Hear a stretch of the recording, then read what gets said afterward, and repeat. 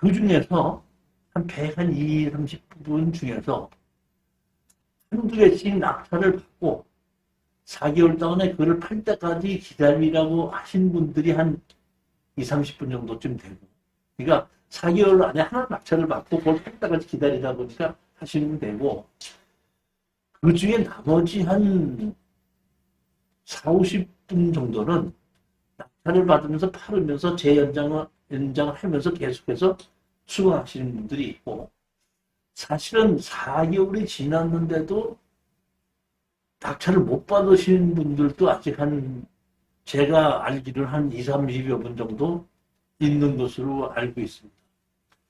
그 중에서, 그 100몇십만 원 중에 1년 동안 한 것 중에서 낙찰을 잘 못 받아가지고 그 잔금 내는 것을 포기한 사람이 한 사람이 있고, 또 한 분은 아직까지 팔지를 못한 분이 한 분 있어요. 그리고 두 분이 이제 실패를 했다고만 할 수 있는 것인데, 그 중에 그 실패한 것 중에 하나는 보면은 토지 건물 지분으로 4분의 1 지분으로 나왔거든요. 강제 경매로 500만 원 때문에 낙찰을 받아 나왔기 때문에 이것이 500만 원이고 강제 경매이기 때문에 500만 원 갚아서 취해야 될 것이라고 생각하고 입찰에 들어갔는데, 막상 낙찰을 받고 현장에 가서 거기 있는 사람들과 협상을 하려고 가봤더니 식구 전부 다가 약간 좀 이렇게 정신박약의 식구들이 모여서 살고 있고, 왜 그 집으로 왔냐 했더니 다른 집에서 아주 어려운 집에서 살고 있다. 그 땅이 수용되는 바람에 그쪽 택지로 옮겨줘서 지금 새로 지어져서 옮겨왔다. 이렇게 하는 바람에 도저히 그 정신박약자들을 상대로 해가지고 소송을 할 수도 없고 협상을 할 수도 없다 보니까, 그때 제가 알고 있기로는 230만 원 정도를 제가 잔금 내는 걸 포기하신 분이 우리 수강생 중에 한 분이 있었어요. 그 다음에 또 하나는 통영에 이제 낙찰을 받은 것이 있는데, 막상 제가 그 문을 잠고 나서 가보지를 못했는데, 이번에 그 현장 답사 가면서 한번 가봤더니, 문을 따고 들어가 봤더니 쓰레기가 산터름처럼 쌓여. 온 집안에 다. 그래갖고 그 쓰레기만 치워내는데 한 3차례 있잖아요. 그만 치워냈는데도. 그리고 집 자체를 엄청나게 그 내부 자체가 쓰지 못하게끔 만들어져 있어서 그걸 수리해서 팔자니 문제가 있고, 그냥 팔자니 조금 있고, 그래서 그거를 이제 어떻게 팔아야 되냐.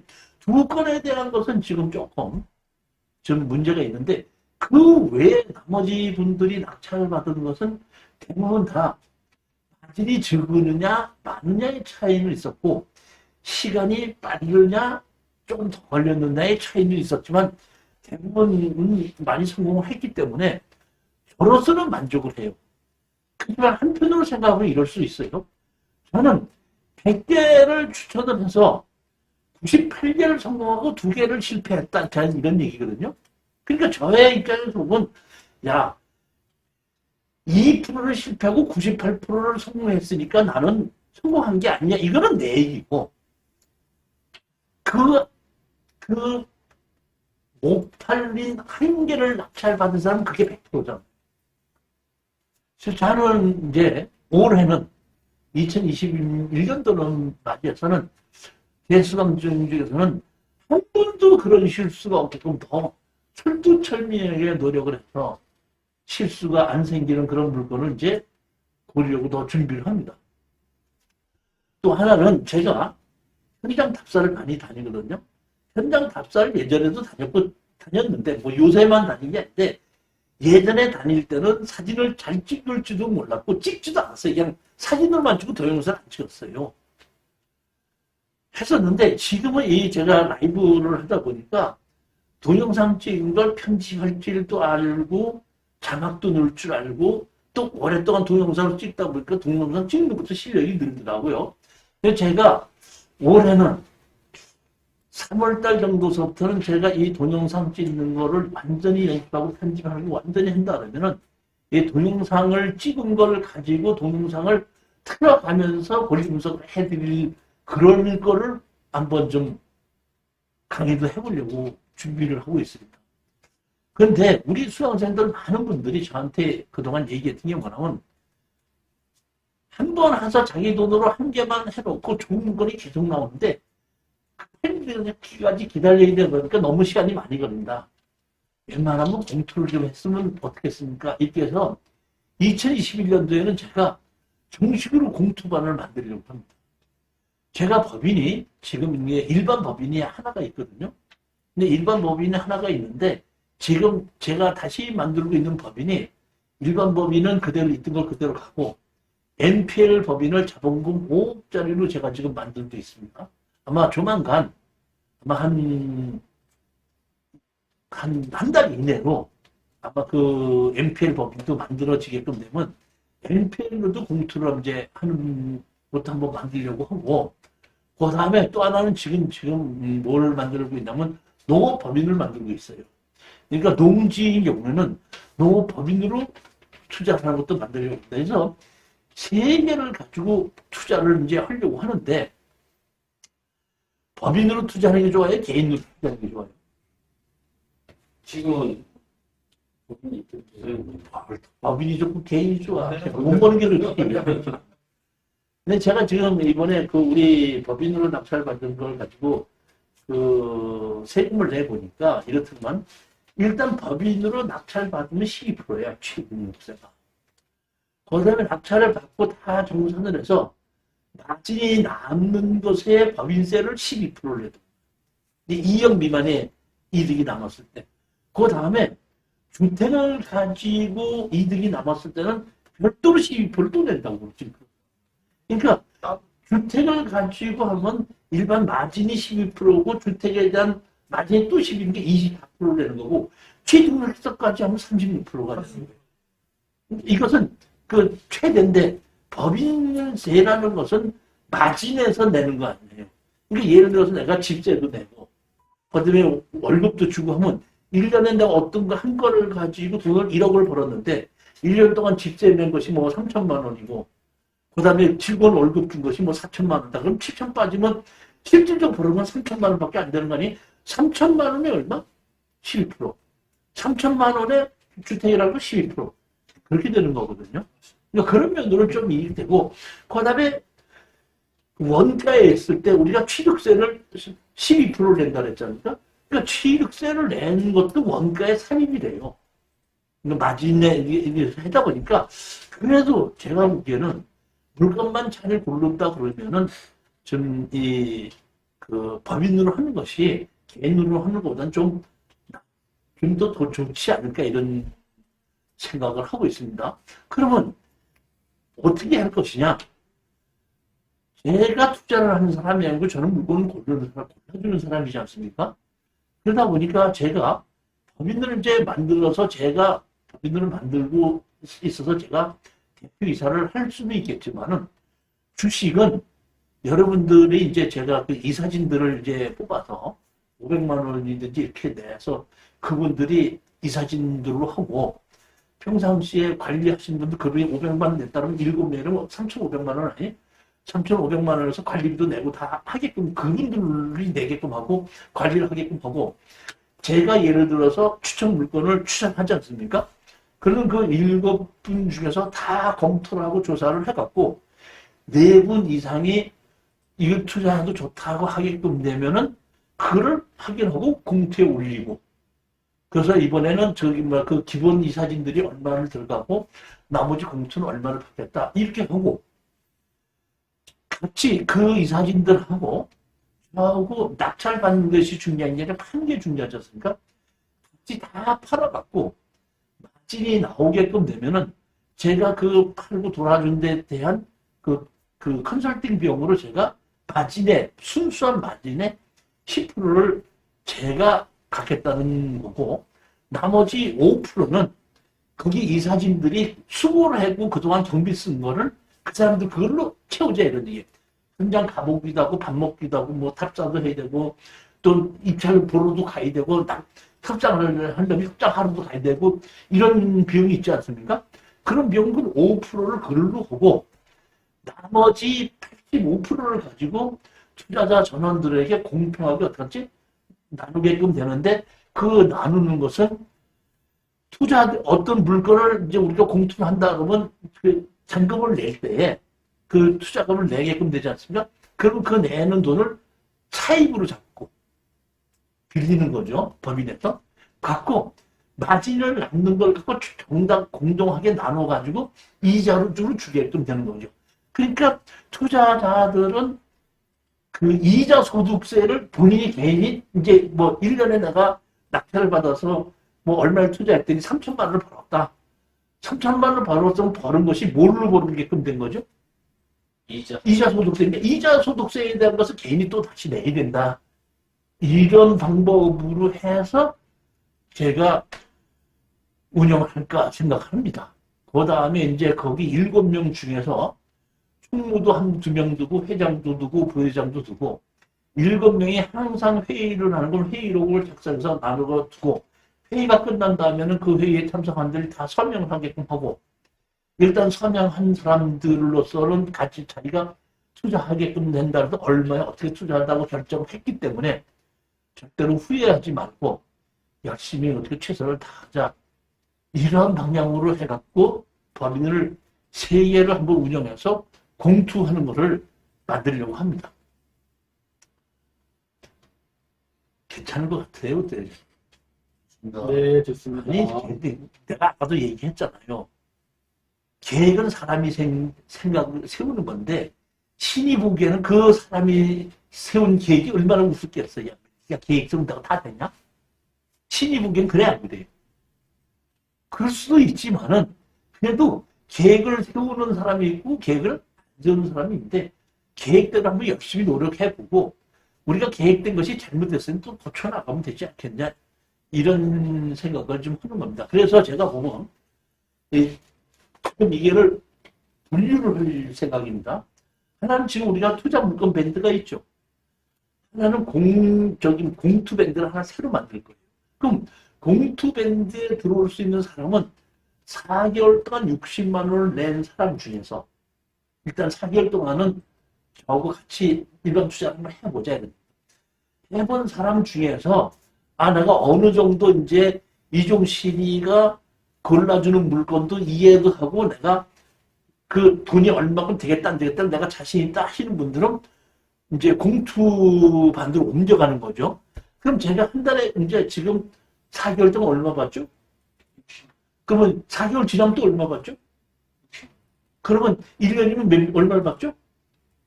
180만 받는데 그렇게 받아서는 공투는 안 될 거기 때문에 4개월이 끝나고 나신 분들은 공투 밴드로 옮겨가게끔 되면 그분들에게는 1년 동안에 100만 원을 받고 공투로 그냥 다 참석할 수 있게끔 하고 공투로 참석하려고 공투로 제가 올리는 물건은 반드시 현장을 가서 탑산해서 모든 것을 동영상으로 다 찍고 제가 거기에 대한 것을 권리 분석을 하고 올려놓고 투자하실 분들은 제 얘기를 듣고 강의를 듣고 투자를 할 것인지 말 것인지를 본인이 결정하게끔 하겠다. 즉 다시 말하면 공투반은 4개월이 끝나고 난 다음에 오시는 분들인데 그건 추천 물건으로 받는 것이 아니라 연회비로 받아서 공투 물건을 해주겠다 이런 얘기입니다. 추천 물건 따로 있고 공투 물건 따로 있고 두 개로 생기는 거죠. 근데 이제 제가 생각하기에는 대부분의 이제 그거를 인원을 제한을 두려고 그래요. 다시 말하면 추천 물건도 이제 일정 제가 생각하기에는 한 80명에서 100명 선 정도쯤 되면은 더 이상 받지 않고 공투 물건도 반도 제가 보기에는 그 사람이 뭐 일정 이상 되면은 받지 않고 한 사람이 빠져나가면 받는 걸로 해가지고 그냥 계속해서 사람을 늘리지는 않겠다는 뜻입니다. 인원을 많이 늘려가지고 제가 그 사람들 수령료를 제가 받는 것을 가지고서는 수익을 올리는 것이 아니라 낙찰을 받은 걸 가지고 가능한 한 팔아서 수익을 올리는 방향으로 좀 바꿔가려고 올해는 그런 방향으로 가려고 그러고 저도 이제 좀 그 나이도 좀 있기 때문에 뭐 모든 사람들이 우리 수강생들이 저한테 제일 많이 선물해 주는 게 뭔지 아세요? 홍삼정. 홍삼액은 상당히 많아서 1년 내내 먹어도 돼. 그러니까 나를 보고 네가 건강해야지 나한테 돈 벌었다지 해줄 거 아니냐. 이제 이런 얘기인데 강의를 많이 하는 것보다는 이제 웬만한 강의는 동영상으로 다 돌리게끔 하고 이제는 추천 물건들은 낙찰 받는 걸로 하고 낙찰 받고 나면은 그 우리 낙찰 받은 그 공투 임원들하고 같이 해결하러 다닐 거야.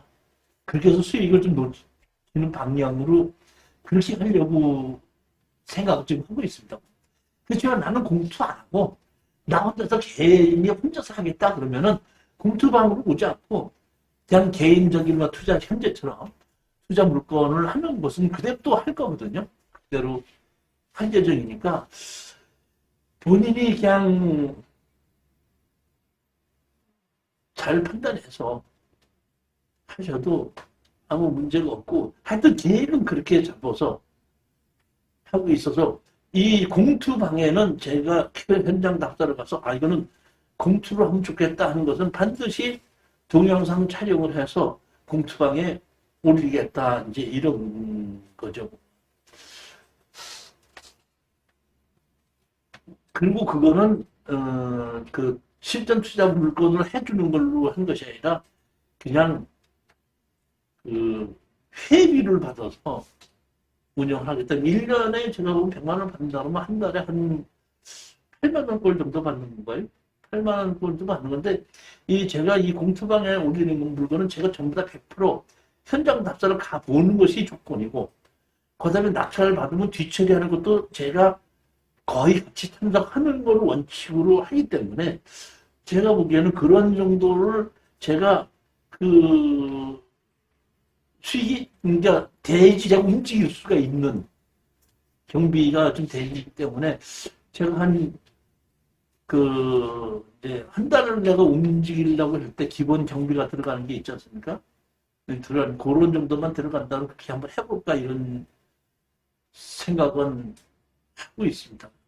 그래서 그것이 언제부터 시작할 거냐 그러면 구정을 지나고 그 내년 3월 달서부터는 한번 그렇게 해볼까 이런 생각 중이고 그 안에 제가 동영상 찍는 거나 그다음에 편집하는 거나 이런 걸 좀 더 열심히 해가지고 뭐 저한테 직접 강의를 듣지 않더라도 편집해 놓은 동영상 올려놓은 것만 봐도 이 물건이 돈이 되겠다 안 되겠다 하는 것을 판별할 수 있을 정도까지 만들어 보려고 그러는데 지금도 제가 동영상 찍고 편집하면서도 이렇게 느끼는 게 내가 이걸 좀 더 이렇게 찍어야 되는데 이렇게 찍어야 되는데 그래서 많이 좀 고쳐나가고 있는데 그 한 몇 달 전보다는 지금 제가 보면 확실히 제가 찍는 것도 편집하는 실력도 좀 늘었는데 한 2개월만 더 하게끔 되면 더 실력 좀 더 늘지 않을까 이런 생각 중입니다. 그 다음에 저기 잠깐 얘기했는데 이제 앞으로 이제 보면은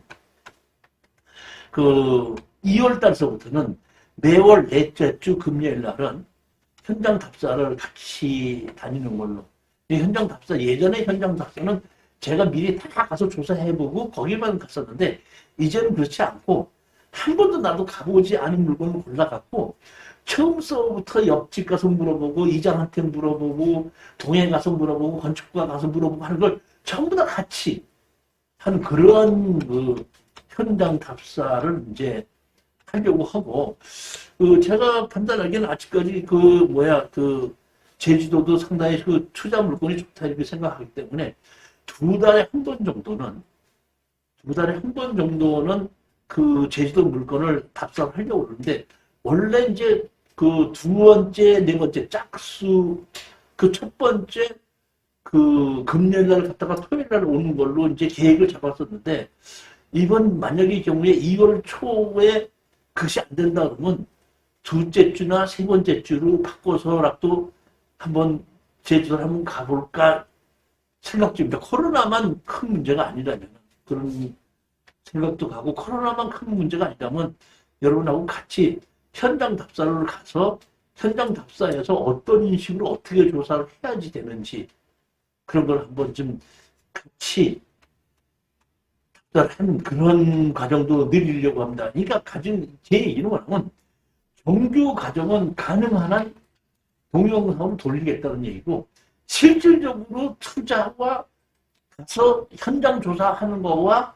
낙찰받고 뒷처리하는 거를 좀 더 강화시키겠다 이런 얘기고 그 명수도 그 뭐 들어오는 사람도 없다 이렇게 얘기하면 할 말이 없겠지만은 어느 정도 그 명수 이상이 된다 그러면 제가 보기에는 이 정도 이상 넘으면 문제가 있다 이렇게 생각할 때는 더 이상 저희가 보면 수강생을 받지 않고 그러니까 3월 달서부터는 수강생을 딱 받지 않고 그냥 현재에 이제 등록 안 하고 빠져나가는 사람이 있으면 채우고 그 빠져나가는 사람이 없으면은 다 채우지 않고 그냥 가는 걸로 그런 방향으로 지금 바꿔 나가려고 합니다. 그러니까 지금은 돈 내는 것이 하나밖에 없었는데 지금 두 개가 되는데 하나는 추천 물건 강의를 듣는 것이 하나고 하나는 저기 공투 물건 하는데 저기 회비를 내는 겁니다. 회비를 낸 사람에게만 제가 공투 물건을 설명해주고 추천해주고 낙찰받고 같이 해결해주고 그러는데 공투반에서 이제 그 법인마다 그 이사진들을 한 7명 정도를 모아가지고 집행하고 낙찰을 받고 뒤처리하고 하는 것을 이제 같이 한번 해보려고 그렇게 준비 중에 있습니다. 자, 계획은 누가 세운다 그랬죠?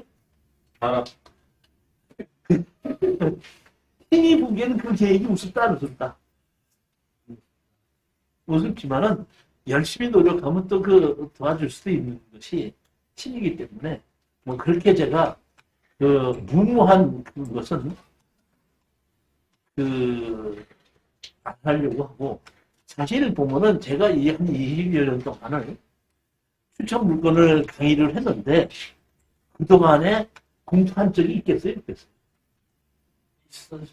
있었지만은 한 번에 걸쳐서 해보게끔 되면 잘 안 되는 것이 있고 잘못되는 것이 있어서 제가 상당히 이렇게 이거 좀 당분간 하지 말아야 되겠다고 해서 다 절제를 했었는데 이제 이런 식으로 하게끔 되면 큰 문제가 없겠구나 하는 걸 방법을 제 나름대로 이제 만들고 틀을 만드는 겁니다.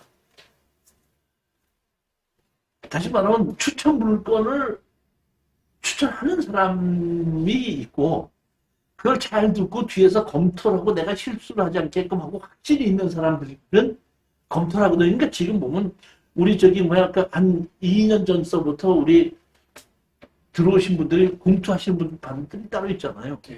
그분들은 지금 뭐냐면 내가 추천 물건 하면 자기네들끼리 모여갖고 내가 추천 물건 하는 걸 자기네들끼리 다 일을 해요. 그 경험이 그렇게 있다 보니까. 그렇게 해서 그 중에서 처음에 한 1년 동안은 맨날 같이 떨어지고 뭐 잘못하고 그러더니 한 1년 지나고 나서부터 가격도 장하게 쓰고 입찰에 들어가게끔 되면 돈이 나와. 이번에도 정말 구리 거 하나 그 2억 3천인가 주고 낙찰을 받았거든요.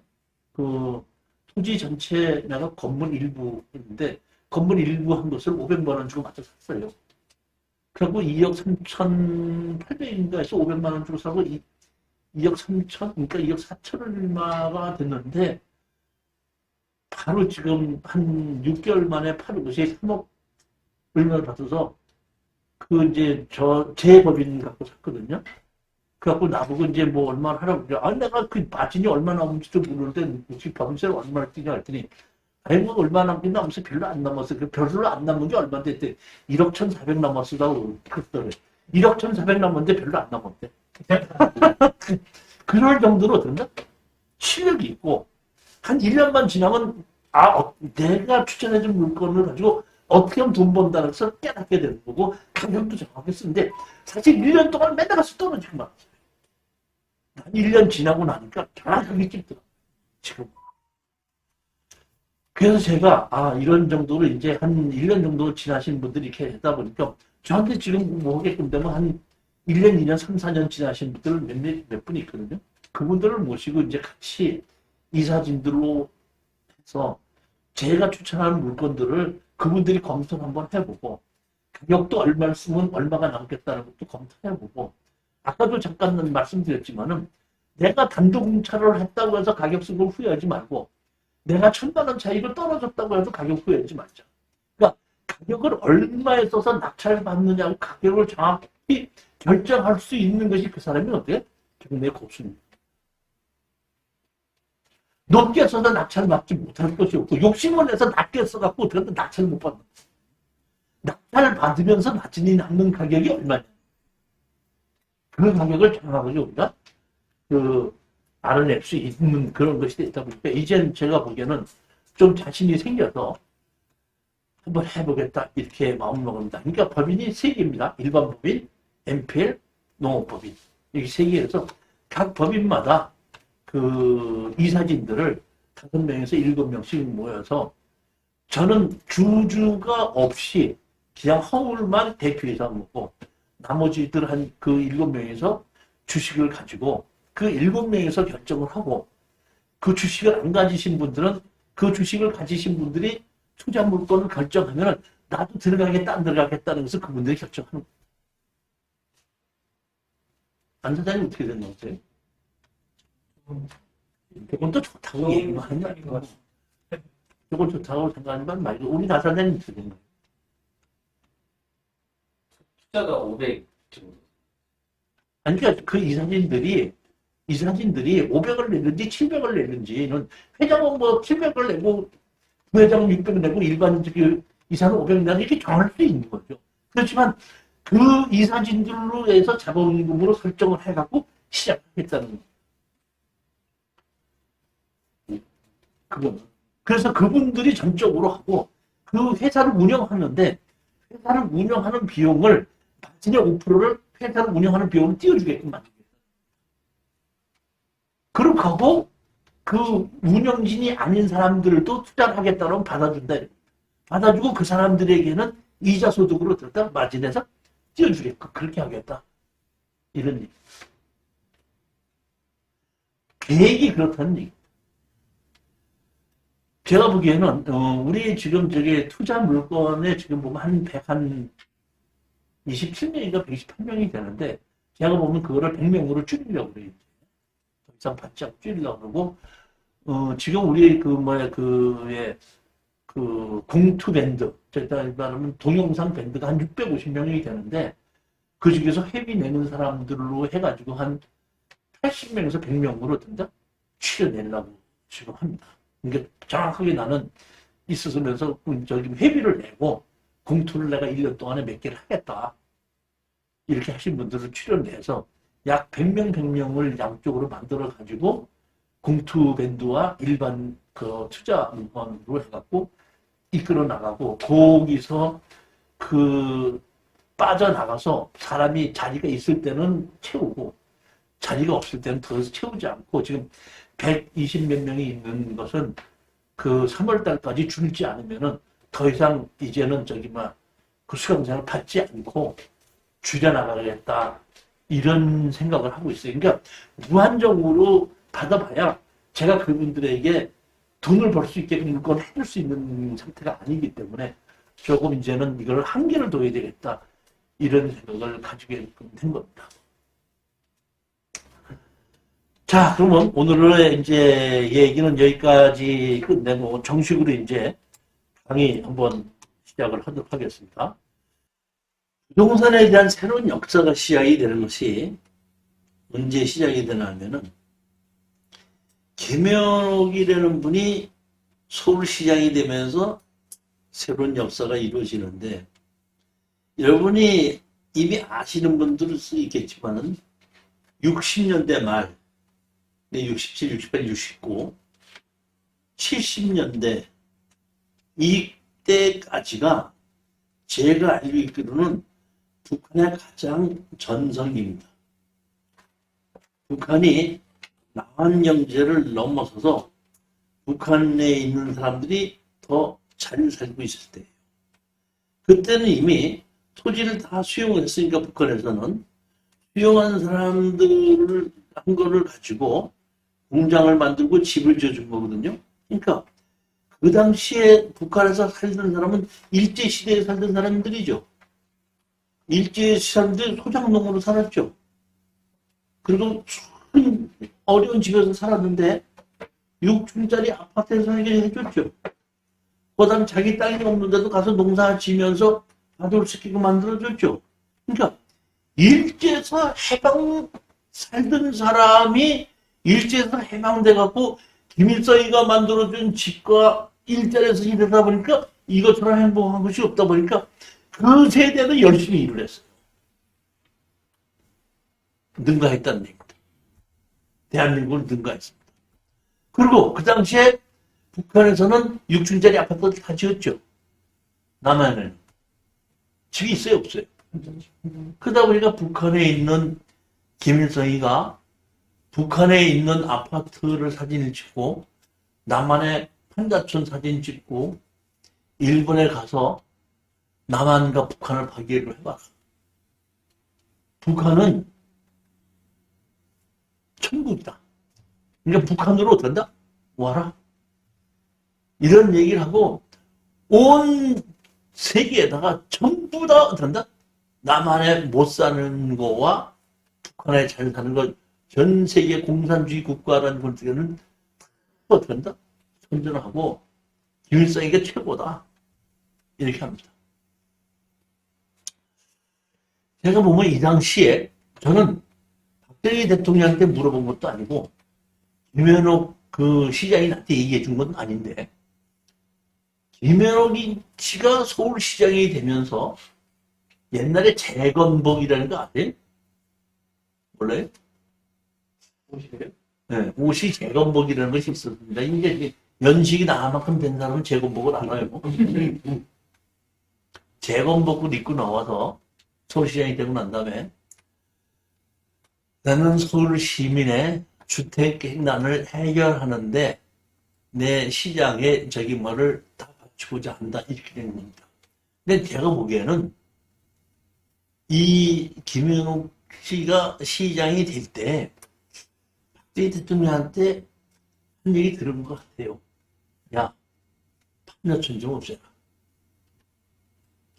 그러다 보니까 이 김현욱 씨가 서울시장이 돼가지고 아파트를 지으려고 전부 다 조사를 해봤더니 서울시가 가지고 있는 아파트는 무허가 판자촌인들이 전부 차지하고 있거든요. 그리고 그 무허가 판자촌을 없애라는 얘기를 나는 박 대통령한테 들었다고 봅니다. 근데 이거를 없애야 되겠거든요. 그리고 거기다 아파트를 지어야 되거든요. 사진을 찍어도 아파트를 찍으면 속이가 굶어 터지더라도 예를 들어서 북한에 70주짜리 아파트를 지었는데 등기가 없어서 못 올라가더라도 걸어 올라가더라도 외형상으로 보면 70주짜리 아니야. 그냥 그래요. 그러다 보니까 그런 거를 만들려고 하다 보니까 현재 있는 그 판자촌을 다 없애고 다른 데로 이주시켜야 되겠거든요. 그러다 보니까 김현욱 씨가 대한민국 최초로 신도시를 만듭니다. 어디다 만들었어요? 성남에다 만들었어요. 성남에다 만들었는데 왜 성남에다 만들었느냐? 신도시 만들려면 도로가 있어야 되는데 여주 이천까지 가는 3분 국도가 그 옆에 있었거든요. 그러니까 도로를 만들어도 되지 않으면서 서울과 제일 가까운 곳이 어디야? 성남인 거예요. 그러니까 성남의 국유지를 전부 다 만들어 가지고 나홍만 배놓고 3번 국도에서 들어간 진입도로만 만들어 놓고 그 당시 서울에 있던 판자촌한테 7평 반인가를 주고 얘들은 거기 가고 판자촌 한번 기왕하면 가니까. 그러니까 지금 토목공사를 하지 않기 때문에 지금도 그 당시에 분양했던 거 보면 은행동이죠. 은행동. 지금 뭐 은행동 가서 그냥 산 올락 내리락이 그대로 다 있습니다. 지금도 그 성남에. 그렇게 해주고 들었나? 아파트를 지킵니다. 서민 아파트라는 걸 짓기 시작하는데 그 서민 아파트라는 것이 뭐냐면 골조만 짓는 겁니다. 골조만 몇 층으로 짓냐면 5층으로 짓습니다. 5층으로 짓고 전부 다 7평입니다. 7평에 방 하나 열고 들어가면 그 7평짜리를 주거든요. 그러면 그거를 어떻게 한다? 건설업자들이 대충 어떻게 한다? 방 2개를 만들고 이렇게 만들고 앞에다 다락을 하나 만들고 화장실은 저기 뭐야 바깥에 공동 화장실에, 그러니까 그 한 지에 10가구가 있는데 10가구 중에 10개를 화장실을 공동으로 만들고 이것집 이것집 사무치 해갖고 화장실에 가려면 내가 자다가 열고 나가서 저 맨 끝에 가서 화장실 갔다 오는 그런 식으로 만들어진 것을 어떻게 분양하기 시작합니다. 이게 엘리베이터 없이. 근데 이거는 이것을 분양했는데 이건 분양이 엄청 잘 됐어요. 뒤지기만 하면 팔렸습니다. 왜 그래서? 지금은 나중에 건축법이 바뀌어서 다세대도 신고 다가구도 있었거든요. 그러니까 다가구라는 것은 출입을 하는 문도 따로, 화장실도 따로, 주방도 따로 해서 독립적인 생활을 할 수 있는 것이 구성이 되게끔 건축법에서 만들어서 다가구가 만들어진데 세를 들어가는 사람도 프라이버시가 완전히 분리되는 겁니다. 근데 그 옛날에는 60년대, 70년대 초에는 부잣집도 세를 주고 사는 거예요. 그러니까 예를 들어서 봅시다. 여기 거실이 있고 방이 이렇게 3개 있지 않습니까? 방 2개는 주인집이 쓰고 방 하나는 세를 주는 거예요. 그러다 보니까 방에 하나 있는 사람이 아들 17살짜리가 있고 주인집에는 15살이 딸이 있다고 그러면은 서로 얼굴 마주보기도 부끄러웠고 세수도 못하고 밥 먹는 것도 못하고 그러니까 화장실 가는 것도 그렇고 엄청나게 어떤다? 프라이버시가 너무 저기 그러니까 방에 있다가 바깥에만 나와도 옷 다 걸쳐 입고 나와야 되잖아. 그렇게 이 프라이버시가 어떤다? 침해를 당할 때인데 어차피 세를 샀는 거 저기 가서 그 아파트 서민 아파트에 가서 그냥 그 가격이면 거기 가서 얻어버리면 남하고 같이 살지 않고 자기네 식구들만 살으니까 너무 편한 거야. 그러다 보니까 그때는 부양이 엄청나게 잘 됐다. 지금도 그래갖고 제가 조사한 바로는 한 540동을 지었어요. 그러니까 5층짜리를 10개 들어가면 한 가구가 50가구가 들어갈 수 있는 것이 한 동에 보통 100개끔 되면 이제 대여섯 동씩 지었는데 내가 정말 주택공사 거 보면 그걸 500몇십 동을 지었다니까 상당히 많이 지은 거죠. 한참 잘 짓고 있다가 무슨 일이 일어났죠? 아파트가 무너진 겁니다. 와우 아파트가 무너진 겁니다. 제가 그때 와우 아파트에 있던 학교에 다닐 때인데 우리 나 동료 애들이 야 아파트 무너졌다. 아파트 무너진 거 구경 가자 해갖고 강의 끝나고 아파트 무너진 데 갔었던 것이 제가 와우 아파트입니다. 와우 아파트가 무너지면서 김현옥 서울시장이 만났습니다. 그 뒤로 거기에 누가 왔냐면 양택식 시장이 옵니다. 누가 왔다고? 그리고 아파트가 무너진 다음에 그만두게끔 됐던 이 김현옥 시장이 6개월 만에 내무부 장관이라는 명칭을 쓰고 다시 돌아옵니다. 서울시장하고 내무부 장관은 누가 높아요? 그렇죠. 내무부 장관 하면 대한민국의 그 모든 돈을 다 장악하고 쓰는 거 아니에요, 보면. 결정하는 건 내무부 장관. 내무부 장관은 누가 와? 김현옥 씨가 옵니다. 이때부터 김현옥 씨가 얼마 전까 6개월 전에만 해도 뭘 했었죠? 서울시장이 했었죠. 그러니까 서울시장의 힘으로 아파트를 짓는 것이 너무너무 힘들다는 것을 느꼈었죠. 그리고 박정희 대통령이 원하는 게 뭔가를 알았죠. 그러다 보니까 이번에는 내무부 장관으로서 서울시에서 하는 일을 도와주겠군요. 이 당시에 박정희 대통령이 뭐를 하고 있었냐면 이 당시에 했던 일이 뭐를 했냐면 윤중재 사업이라는 걸 했어요. 윤중재 사업 들어봤어요? 못 들어봤어요? 윤중재 사업은 뭐냐면 한강 정비가 윤중재예요. 다시 말하면 그 당시는 그 강변이 뭐 뚝섬이 있고 옥수동이 있었죠. 뚝섬 수영장이 있던 거 아세요? 나 중학교 때는 뚝섬 수영장에 놀러 갔었습니다. 이 얘기는 뭐냐면 강에서 많이 물이 내려와서 범람했을 때 물이 됐다가 물이 빠지면서 거기 어떤다? 강에 모래바닥이 많아갖고 여름에 우리 저기 뭐야 보면은 그 뚝섬 수영장 그 지금 해수욕장에 그 강 옆으로 수영하러 놀러 가면 그 뚝섬이 그 수영장에 있었던 곳이 뚝섬이에요. 그러니까 물이 들어갔다 나갔다 오고 옥수동 쪽, 금호동 쪽으로 물이 들어갔다 나왔다 하는 겁니다. 그런데 이 물이 들어갔다 나왔다 하는 것을 그 저기 뭐 공사를 하는 것을 막는 겁니다. 그게 강남 쪽은 하지 않았고 강북 쪽으로 했어요. 그러니까 강변도로를 만든 거예요, 이게. 그러니까 대망을 쌓아서 강북 쪽으로, 그러니까 사람이 살고 있는 쪽에 그 장마철에 물이 못 들어오게끔 막는 거 한 것이 왜? 윤중재 사업이에요. 강을 정비한 작업이에요. 그러니까 박정희 대통령이 제일 처음에 다른 것도 했지만은 윤중재 사업을 했어요. 그래서 그 윤중재 사업을 할 때 여의도가 일본 애들이 거기 비행장으로 쓰고 있었어요.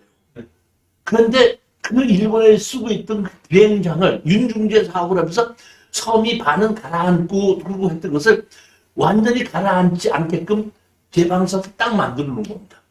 만들어 놓고 거기에 있던 그 비행장을 그 김현옥 내무부 장관이 그걸 어디로 옮기나 하면 현재 있는 서울공항으로 옮깁니다. 바로 성남. 그러니까 성동북도를 두고 이 동쪽으로는 그 저기 뭐 이전을 시키고 왼쪽으로는 공항을 만들어 버리고. 그러니까 김현옥 시장은 이미 그 당시에 그 성남이라는 곳에 이미 많이 공부를 했었기 때문에 먼저 그쪽으로 그 판자촌을 이민을 시키고 그 삼봉국도를 서쪽으로 둔 데는 공항을 만들어 버리고 여의도를 제2의 신도시로 만들었다.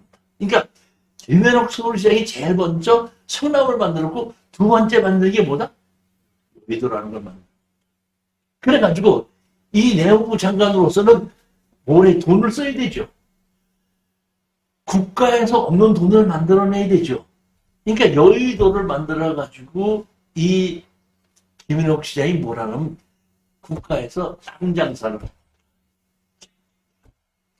그러니까 여의도에 있는 비행장을 옮겨버리고 여의도를 택지로 만들어서 분양을. 그런데 지금의 여의도가 이 서울의 중심가이지만은 그 당시만 해도 변방이었었어요. 그러니까 변방으로 이사를 도저히 갈 것 같지 않거든요.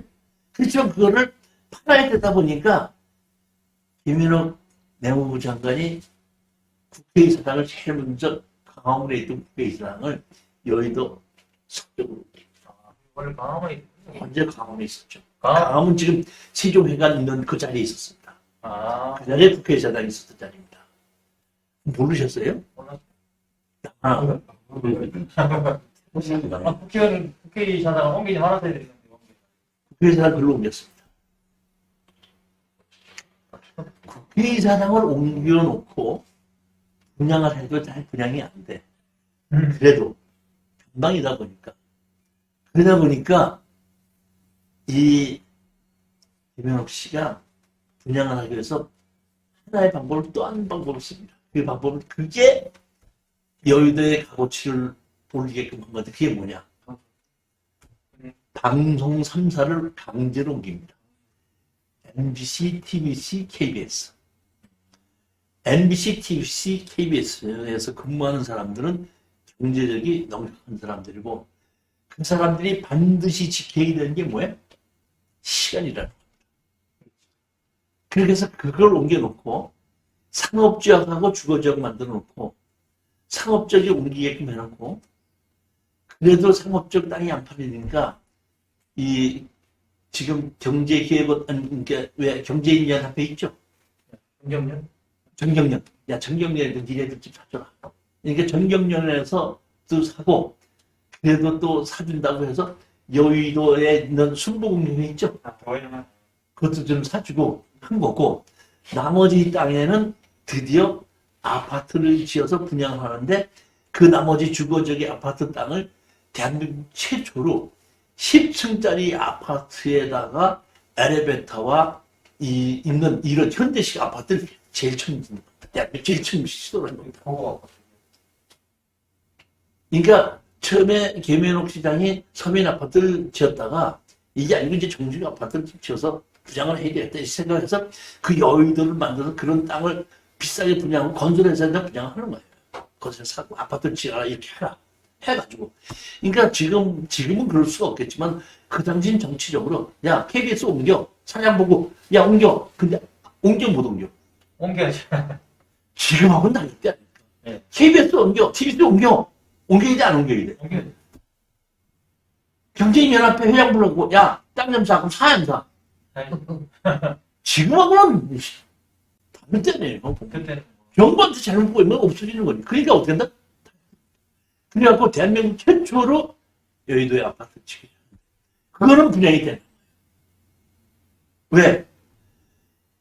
방송 3사에서 근무하는 사람들 전부 다 외국 다녀왔던 사람들이죠.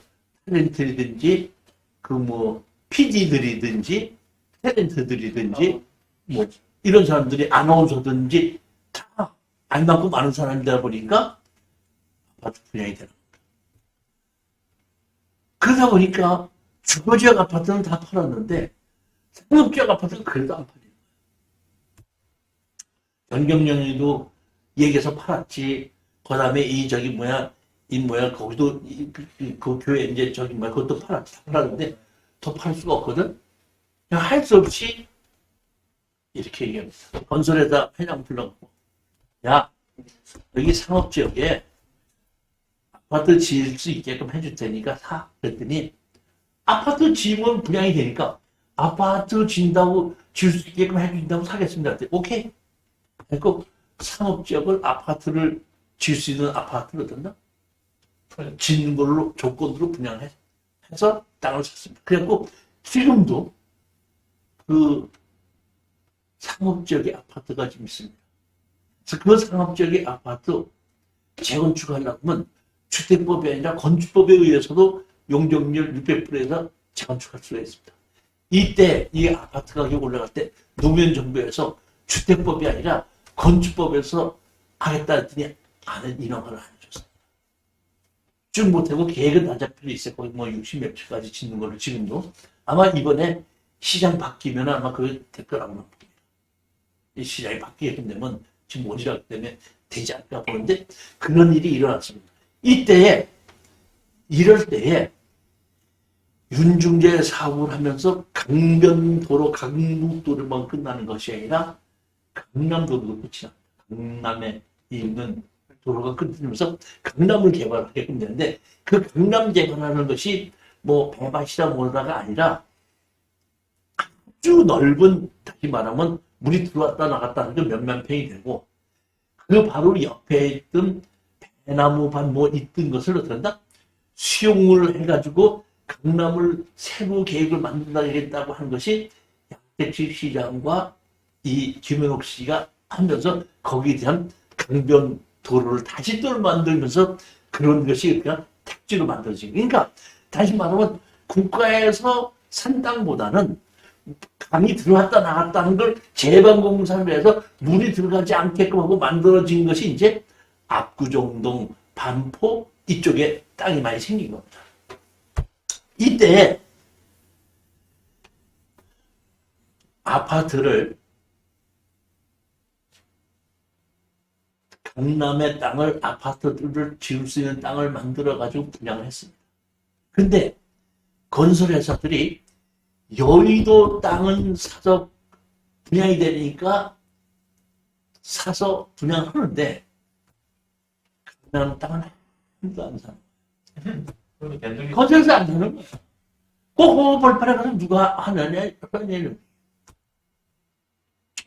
그러니까 이제 저기서 합니다. 이제 저기 정책적으로 건설회사 불러가지고 야 이거 좀 사라.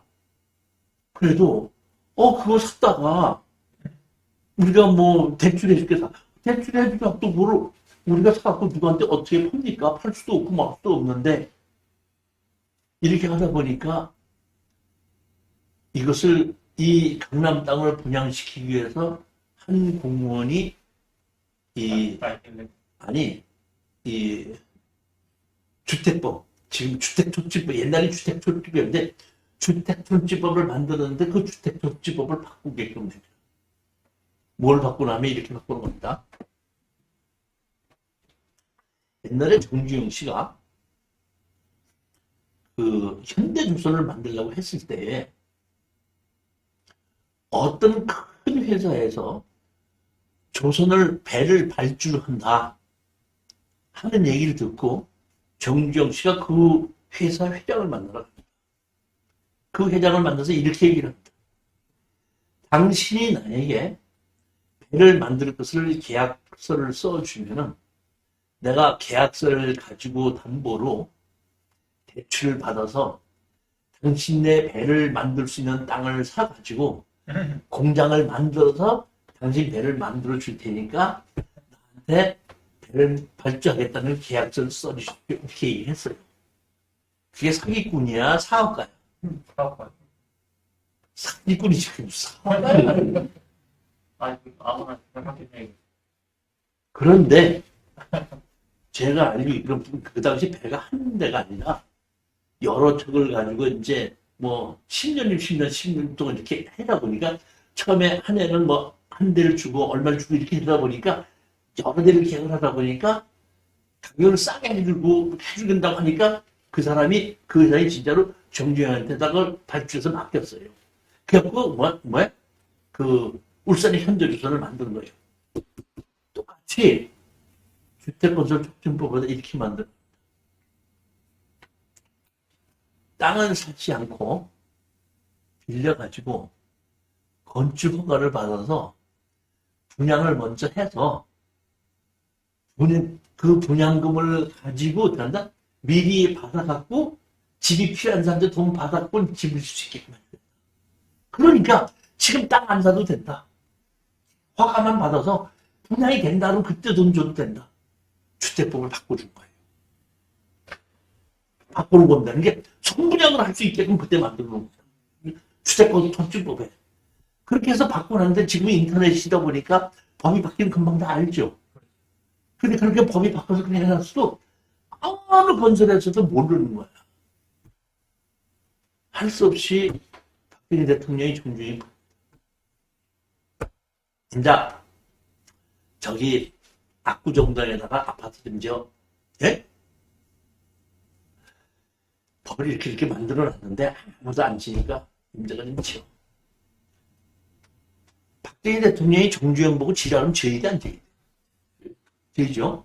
그래서 이제 1972년도가 73년도에 이제 강남 아파트를 짓기 시작한 것이 이제 압구정동에 아파트를 짓는데 자, 73년도에 현대 아파트를 짓는데 이 당시에 정주행이가 몇 평짜리 지나면 60평짜리면 80평짜리 짓습니다. 두 개. 73년도에.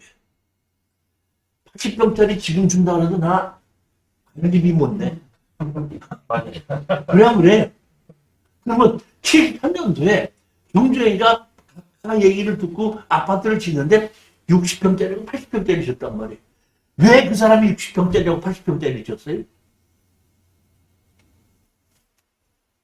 저기 그 주택건설 촉진을 자세히 보면은 일반 분양을 하는데 일반 분양이 안 됐을 때는 그 주인이 알아서 분양할 수 있게 있습니다. 그러니까 정주영이 생각하기에는 강남에다 아무리 지어놔봐야 분양받을 사람 없다 이거야. 그러니까 차라리 내가 분양할 생각하지 말고 이건 뇌물로 써야 되겠다. 이게 60평짜리 80평짜리 지어갖고 일반 분양해갖고 분양이 안 되면은 국회의원들도 주고 검사한테도 주고 이걸 분양하다 안 되는 게 있는데 그 지금 1억에 분양하던 건데 5천만 원에 드릴게요. 내가 보기엔 그런 거야. 그래서 60평짜리 80평짜리를 어떻게 한다? 필수 결정은 그렇게 해서 결정이 나온 거예요. 이 당시에 한양주택이 배종렬 씨가 한양주택을 만드는데 배종렬 씨가 한양주택을 만들기 전에는 한양 목재였습니다. 한양 목재가 압구정동 현대 아파트에 목재를 납품하기 시작합니다. 지금은 10층짜리 아파트 5동을 지어도 별로 큰 공사가 아닙니다. 근데 그 당시에 1973년도에 10층짜리 아파트 5동이면 엄청나게 큰 공사입니다. 거기에 목재를 납품을 할 수 있게끔 만들었다는 얘기는 이분도 로비의 귀재인가 한 겁니다. 자, 그러면은 열심히 6개월 동안 목재를 납품했죠. 지금은 타워 크레인으로 스틸폼으로 올라갑니다. 근데 그 당시에는 수입 합판으로 다루기, 각구목 뭐 이런 걸 가지고 어떻게 한다? 집을 짓고 콘크리트를 하면 전부 다 다시 해갖고 다시 짊어지고 올라가서 다시 또 들이고 하는 때죠. 엄청나게 들어갈 때 다 수입목입니다. 이것을 가지고 집을 지어서 다 목재를 대주고 뭐 하러 갔죠? 수금하러 갔습니다. 수금하러 갔더니 현금죠, 어음죠? 어음주죠. 그러면 어음을 막을 떨어질 때까지 내가 목재 또 대줘야 돼? 안 대줘야 돼? 대줘야 되달라 보려니까 담보를 줘야 되겠죠? 그러니까 담보를 자기 담보뿐만 아니라 자기 형제 담보 다 집어넣고 배종일 씨가 다 집어넣고 그것도 담보가 모자라니까 집까지 다 담보로 잡혀갖고 그런다? 일단은 수입부 갖다 목재 대줍니다. 근데 부도나면은 자기만 만에 자기네 집안이 다 망해. 형제도 망하고 자식도 망하는 거야. 그러니까 걱정이 되니까 좀 조사를 해봤어, 안 해봤어? 배종렬 씨가 컴퓨터에서 조사를 해봤더니 주택건설촉진법에 선분양할 수 있는 게 나와 있거든. 근데 선분양을 해도 현대에서는 60평, 80평짜리에서 들어오지도 않고 아예 선분양을 할 생각도 안 하고 있는 거야. 아예. 근데 배종렬 밖에 있거든. 그걸 파악하자마자 배종렬 씨는 그날부로 목재회사 접어버리고 목재회사를 한양주택으로 바꿉니다. 바꾸고 땅 주인하고 분양하는 계약서를 쓰고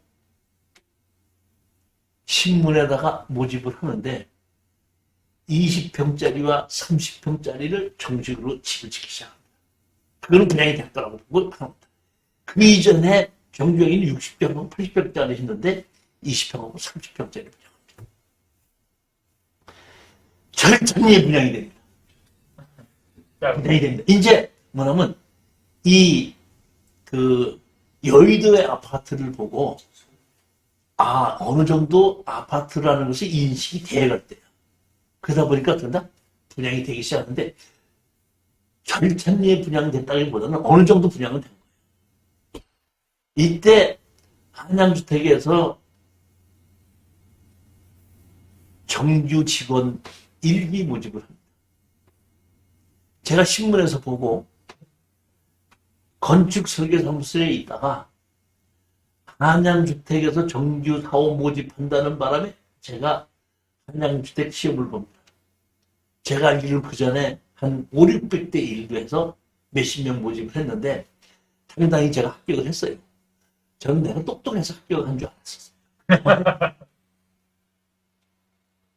나중에 입학을 해놓고 한 4, 5개월 후에 이래서 내가 이 한양주택의 500대 1의 경쟁을 뚫고 내가 입학을 한 것이 이것 때문에 합격을 한 거구나. 딱 5, 6개월 후에 알았습니다. 저는 그 학교를 다니다가 아버지가 돌아가셔가지고 상당히 어려웠었어요. 그렇게 어렵게 지내다가 한양주택에 들어가면서 내 인생이 다시 어려운 인생이 바뀌게끔 됩니다. 저는 지금도 그렇게 생각해요. 예전에는 없는 집 자식 위에 고시를 봐서 개천에서 용났다 이렇게 하는데 요새는 없는 집 자식이 현대나 삼성이나 LG에 들어가면은 아무리 돈이 없어도 여자들 시집 옵니다. 걱정 안 해도 돼요. 그래야 그래요. 딸내미가 나 저기 사귀는 남자를 데리고 왔어. 어디 다니는데 삼성. 그래? 그럼 네 좋다면 해라. 현대. 그래 네 좋다면 해라. 그래야 그래요. 맞아요. 그러니까 없는 사람들은 그런 대규모에 가서 합격만 하면 내가 바뀌는데 나도 그 당시에 한양주택에 들어가다 보니까 내 인생이 바뀌는 거예요. 왜 바뀌었는지 아세요? 그렇게 가난했어도 나 싫다는 여자가 없었어요. 제가 왜? 자, 볼게요. 그 당시에 그때는 반드시 해외를 갈 수 있어야 되거든요. 해외 여행 결석 사유가 없는 자. 그 다음에 시험을 보려면 시험만 보는 것이 아니라 신입태 검사도 해야 돼. 그 다음에 시험 봐. 그러니까 세 가지가 합격돼야 되거든요. 다시 말하면 전과가 없어야 되고, 그 다음에 몸이 건강해야 되고, 그 다음에 실력이 있어야 돼요. 그러면 내가 거기 합격했다는 얘기는 세 가지가 다 있다는 게 없다는 거예요. 그럼 여자들 입장에서 보면은 회사에서 알아도 건강검진 해줬지, 실력 검진 해줬지, 저기 전과 있는지 없는지 조사해줬죠. 그럼 다 해도 볼 게 있어 없어? 뭐만 보면 돼. 외모만 보면 되는 거지 뭐. 그 다음에 성격만 보면 되는 거 아니에요. 그러니까 돈이 그렇게 없어도 합격만 하니까 최고의 대우를 받더라고요. 그런데 이제 제가 6월 15일 날 제가 입사하고 7월 29일 날 비행기를 타고 쿠웨이트를 갔습니다. 쿠웨이트에 갔더니 국무부로 나를 시켰더니 도면 그리래. 무슨 도면 그래? 건설에서는 무슨 도면 그리지? 샷 들어있는 걸 그리래. 이게 뭐예요? 이게 봤더니 그 당시에 이 박정희 대통령이 이렇게 얘기를 해서 중동에 기름 오일 파동이 나면서 발주가 많으니까, 해외 발주가 많으니까 그 청와대에서 이 공과 그 교수들을 불러갖고 그 외국에서 발주하는 것을 전부 다 견적을 해갖고 그 교수들이 낙찰을 받아서 건설회사한테 나눠줄 거야. 그 중에 하나가 내가 가봤더니 상호, 그 진흥, 한양 이렇게 세 개를 같이 해서 그 트렌싱지가 만들어진 파트가 있더라고. 그러니까 그 한양주택하고 세에서 세 개가 있는 너는 이렇게 하자 그래서 한양주택으로 이제 우리가 하는데 이게 해외 공사를 처음 하는 겁니다. 처음 하는 건데 공사를 이렇게 하겠다는 거를 샵 드로잉을 그리는 거예요. 미리 이렇게 그래서 여기 공사 이 부분은 이런 식으로 공사할 예정입니다 하고 도면을 집어넣으면은 그 도면을 감독관이 보고 오케이 해야지 공사를 진행할 수가 있는데 그 샵 드로잉 그리는 것을 우리 건설에다가 그런 것이 있다는 걸 해외 나가서 튀어가는 거야. 그러니까 해외에서 빨리 도면 그릴 수 있는 애를 어떡한다? 뽑아서 보내라 이렇게 된 거야. 근데 내가 건설회사 들어가기 전에 내가 어디 있었다 그랬죠? 설계사무실에 있어서 설계사무실에서 1년 근무 경력이 있는데 설계사무실에서 트레이닝지 줄 때 1년짜리 갖고 트레이닝지 안 줍니다. 3년은 지나야 주죠. 트레이닝지가 수입 트레이닝지이기 때문에 비싸기 때문에. 그러면 나는 1년 동안 뭐만 하면 도면 한 번도 못 그려보고 청소하고 청사진 묻고 그 신부 뭐 갖다 주고 연필 깎아주고 도면 한 번도 그려봤다 못 그려봤다? 그려봤어요. 그런데도 외형적으로 보면 내가 뭐가 있죠? 설계사무실 경력 있잖아. 그러니까 이제 무조건 해가지고 그냥 한 달도 안 돼서 20일 만에 비행기 태워서 쿠웨이트를 보내놓고 도면 그리려는 거야. 거기 가서야 야 내가 500대 1의 경쟁을 뚫고 들어온 것이 내 경력에 샵드로잉 도면을 그릴 수 있는 경력이 있는 것이 있구나. 내가 그때 샵드로잉이 뭔가 그때 공부하면서 내가 배우고 도면을 그리기 시작한 겁니다. 그때 거기서 그럼 나보다 빨리 온 사람들이 한 15명이 되는 거야. 그러니까 나는 공채일기고 나 앞에 온 사람들은 한양주택을 세울 때 있던 사람들이야. 그러다 보니까 그 한양주택이 옛날에 있던 얘기 바로 만들어져. 배령님이 말이야. 업자한테 술 먹으면 안 된다고 아예 술집을 하나 만들어 놓고 술 먹고 뭐 먹고 싶으면 그 집 가서 먹으라 그래서 우리 아무 때나 그냥 술 먹으면 그 집 가서 먹고 그냥 오면은 배종일기가 자기가 돈 내는데 네가 얼마나 저기 뭐야 술을 많이 사줬으면 우리한테 건물할 때는 술을 더 먹지 말라고 술을 했니. 그렇기 때문에 내가 그 옛날 얘기 듣고 내가 그 사람들 알았던 거예요. 하도 술을 많이 사고 해갖고 그 배종일 씨가 위탈이 나가지고 수술을 하러 들어갔는데 위탈이 나서 수술하러 들어갔다가 알려지게끔 되면은 저기 뭐야 장사 안 된다고 했고 운전기사하고 둘이서만 몰래 입을 해서 수술하고 그러고 해외 어디 여행 갔다고 발표했다. 그게 얘기입니다. 근데 배종일이 그걸 보고 없애버리고 어쩐다? 건설회사를 만들어가지고 그때 어쩐다? 한 거예요. 그래가지고 분양을 시작한 건데 분양은 된 거예요.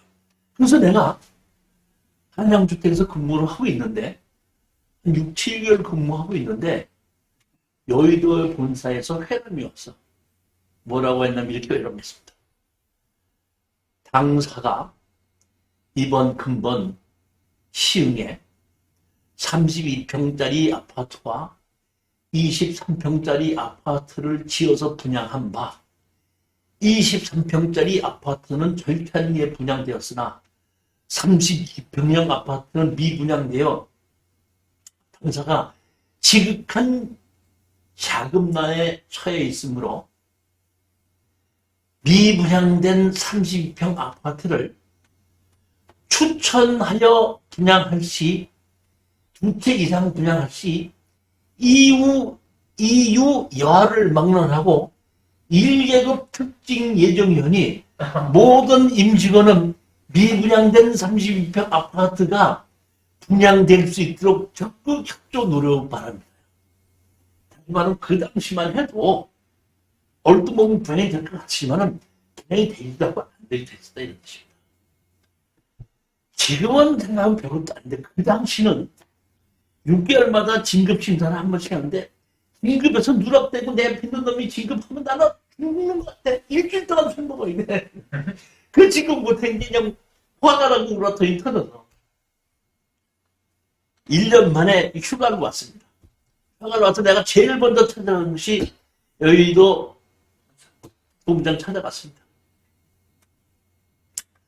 제가 그에 대해서 듣자 보니까 미분양된 아파트가 있다고 그러고 미분양된 아파트 2채 이상 추천해서 분양하는 게 이걸 특진시킨다 그래서 제가 왔습니다. 자네 어디서 근무하나? 저 프린티스 근무입니다. 그래? 언제 왔나?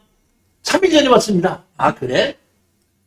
그래 3일 만에 왔어. 1년 동안 와갖고 3일밖에 안 됐으면 지금 가서 쉬고 좀 해. 예. 그래도 어딘지 가르쳐 주시면 제가 2채 정도는 분양할 수 있습니다. 이 사람아, 지금 벌써 분양이 다 돼갖고 프레미까지 붙이고 언젠데 지금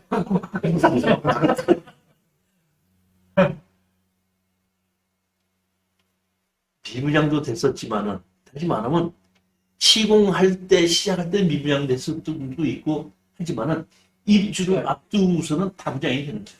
이게 보면 이제 이때가 제가 보기에는 이때가 뭘 하게끔 되냐면 저기 뭐라 그러죠? 투기하는 아줌마를 보고 뭐라 그러지? 복부인이 이제 예를 들어서 한 동네 사람이 한 대여섯 명 여자들이 있다가 그 중에서 미분양된 아파트를 누가 하나 샀다고 가정합시다. 입주권 그러니까 자기 말은 계약을 하고 1차 중도금만 준다 그러면 상법에 의해서 2차 중도 돈을 빌리지 않고 2차 사람 차 안 내더라도 그 상법에 의해서 편지가 안 되거든. 계약금하고 중도금만 내면 그렇게끔 되면 은행에서 은행 이자로 나중에 저기 은행 이자가 연체 이자만 내년은 끝나는 거야. 그러니까 그 당시에 2부이자, 3부이자, 4부이자까지 빌릴 때인데 내가 계약금하고 1차 중도금만 내면 은행에서 근데 그냥 연체 이자로 해서 나중에 입주할 때 돈 낸다 그러니까 그걸 가지고 투자했던 여자들이 있었던 거예요. 근데 미분양 됐다가 입주할 때쯤 되면은 프레임이 붙어서 그 이자의 10배 이상은 되다 보니까 경숙이가 벌써 그렇게 해서 300만 원 벌었대. 여기 영희는 투자해야 돼. 그래서 그때 어떻게 하나 복분이 생기기 시작. 제가 본다는 게 그렇습니다. 그런 시작이 있었다는 얘기예요. 이렇게 되다 보니까 한양주택이라는 곳에서 다른 건설회사 회장들이 보면은 구경도 앞대고 이제 추석도 앞대고 보면은 자기가 로비하러 다녀야 앉아야 돼. 다녀야 되는데 갈비 사갖고 찾아와야 될 놈이 일제 도요다 타고 다니거든? 그러니까 다른 문제들이 야, 걔 목재장사에 그 저기 뭐야? 그 배종렬이가 언제부터 돈을 벌어갖고 저렇게 일제 토요다 차를 타고 저기 다니는 거야? 어떻게 된 거야? 전화해봐. 했더니 주택건설촉진법에 의해서 아파트를 선분양할 수 있다. 그런 거 있었다고? 이때부터 잠만 자고 나면 성호, 지능, 한신, 잠만 자고 나면 아파트 회사가 생깁니다. 그래서 그 아파트 회사가 아무 땅이나 계약을 해서 돈 10원 한 장 안 내는 겁니다. 땅 계약을 해서 건축허가만 받고, 그러니까 땅 주인한테서 사용 승인만 받고, 건축허가만 받으면은 10원. 그러니까 땅을 사지 않고 10원 한 푼을 사지 않았어도 분양을 해서 몇 억을 얻는다. 건설해서 선급을 땡길 수 있는 것이 주택건설촉진법입니다. 그러니까 너도 나도 모든 건설회사가 돈을 벌 수 있게끔 그 법을 이용해서 그렇게 나가. 내가 생각하기에는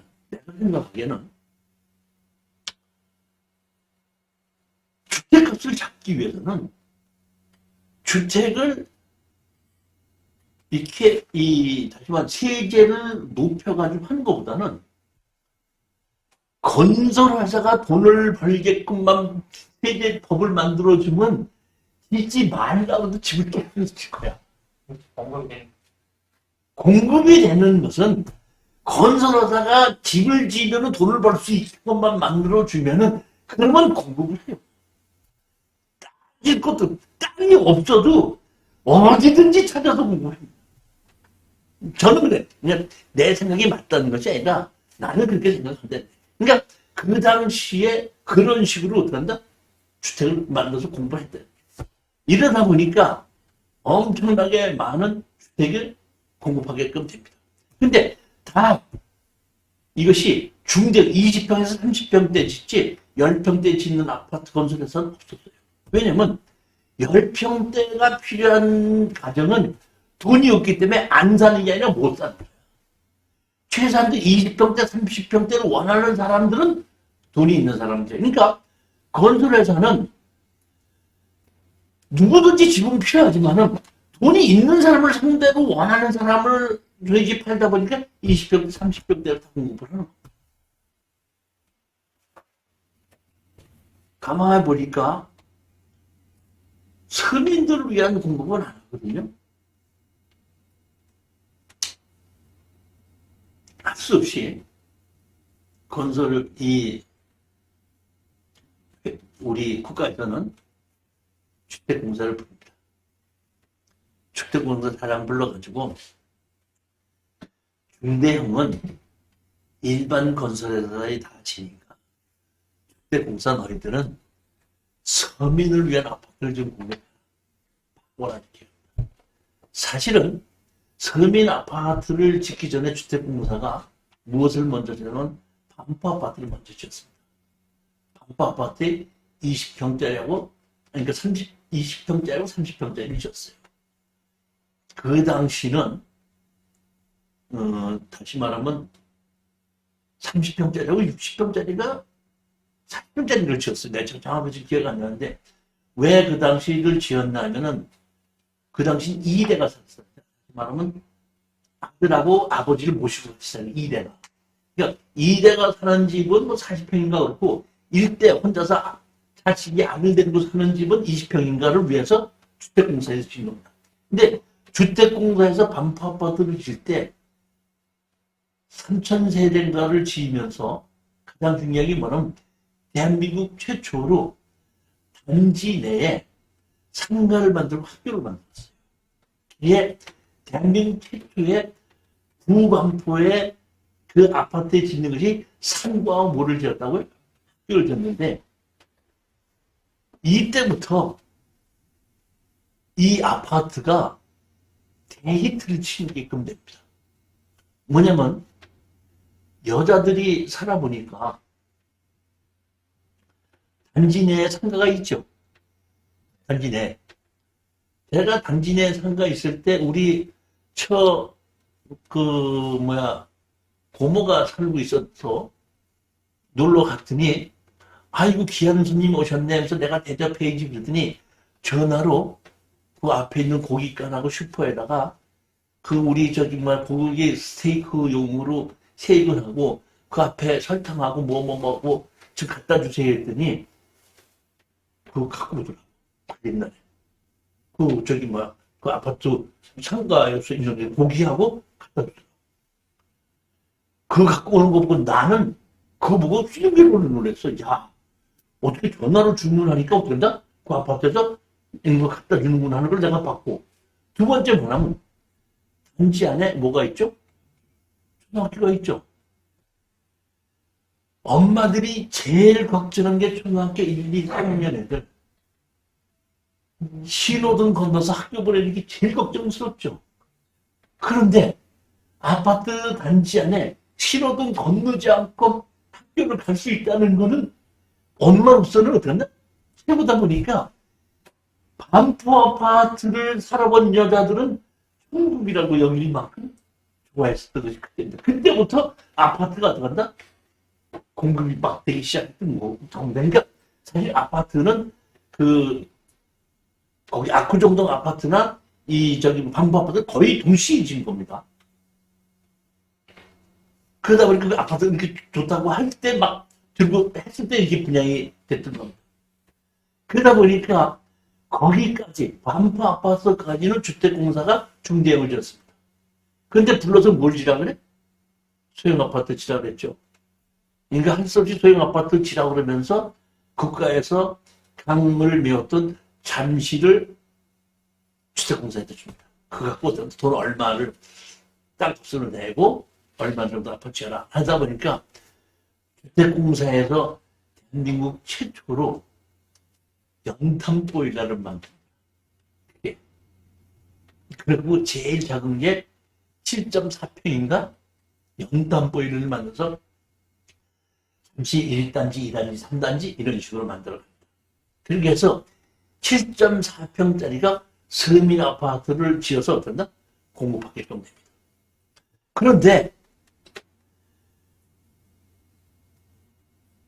서민 아파트는 주택공사 한 군데서 짓고 일반에 있는 아파트는 여러 회사에서 짓다 보니까 서민 아파트를 공급해야 되는 숫자가 더 많아야 되는데 일반 큰 아파트들이 공급이 더 많고 주택공사에 짓는 건 한계가 오는 거예요. 공급이 딸리는 거예요. 그래서 다시 말해 서민들을 위한 주택이 더 져야 되는 거예요.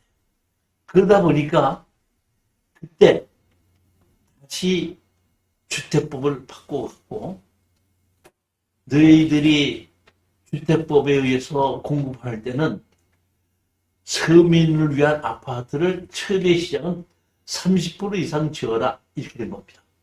지금은 70%가 되는데 그 당시 30%. 그러니까 일반 건설회사가 물어봅니다. 서민 아파트라는 게 도대체 얼마를 얘기하는 겁니까? 했더니 그 당시에 국토교통부에서 5식구를 보고 한 식구당 전용 면적이 5평 이상이 이하야지 되다 보니까 25평이다. 그러니까 25평을 그 제곱미터로 하다 보니까 83점 몇 제곱미터가 돼요. 그러니까 그거를 올리면서 85제곱미터가 국민주택 규모다. 그래서 국민주택 규모를 30% 이상 지어라. 이렇게 하게끔 됩니다. 여기서 지금 아파트 가격이 차이가 나는 것이 이 국민주택 규모를 집어넣으라고 해서 만들어진 단지와 국민주택 규모 없이 만들어진 단지 있죠. 그러니까 국민주택 규모 없이 만들어진 데는 압구정동이고 방배동입니다. 근데 그 나머지는 국민주택 규모를 집어넣은 거거든요. 그러다 보니까 서민 아파트 평수가 없는 압구정동에 있는 아파트가 제일 많이 어땠나? 부자들만 모여있고 제일 많이 어땠나? 올라가게끔 되는 것이 그런 원인도 있었다는 겁니다. 그렇지만 압구정동 아파트를 제일 비싸게 만들어 놓은 것은 좀 다른 데가 있어요. 그 당시에 제가 정주영 씨가 뇌물을 좀 줬다 그랬죠. 뇌물을 줬는데 공짜로 줬다는 뜻은 아니고 제가 보기에는 뭐 3천만 원인데 2천만 원만 내면 줄게. 이러다 보니까 서울에 집이 있는 사람들이 아파트를 또 샀을 수도 있다. 가줄 수도 있는데 나중에 되다 보니까 아파트를 이제 옮겨갔지 않습니까? 그러니까 거기 60평짜리 아파트, 80평짜리 아파트가 있는데